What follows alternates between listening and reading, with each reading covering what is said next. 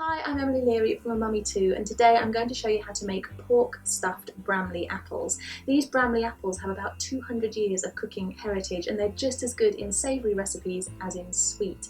It's all down to the high malic acid content and low sugar content, which gives a tangy flavour and a melt in the mouth texture. Let's get started.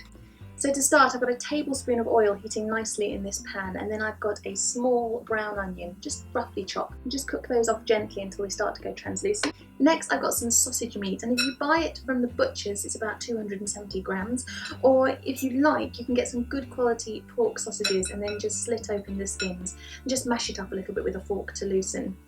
That goes into the pan.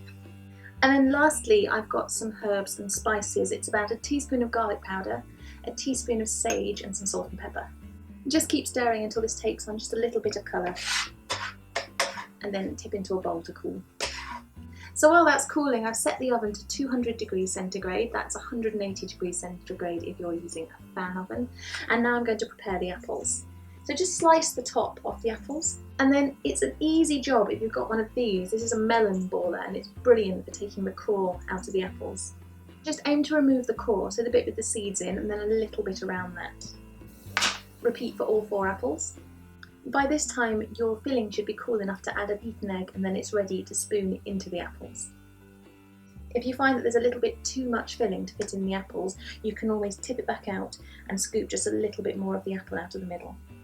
And then put those tops that you cut off earlier back on top. And now grab some foil and wrap each one from the top underneath, nice and tightly, so that everything's well contained inside. These are ready to go in the oven now for about 20 minutes until the flesh is nice and soft. So that's how to make pork stuffed Bramley apples. If you've got your own tips and recipes to share using Bramley apples, then you can do so on social media using the hashtag #LoveBramley, and find out more at www.bramleyapples.co.uk.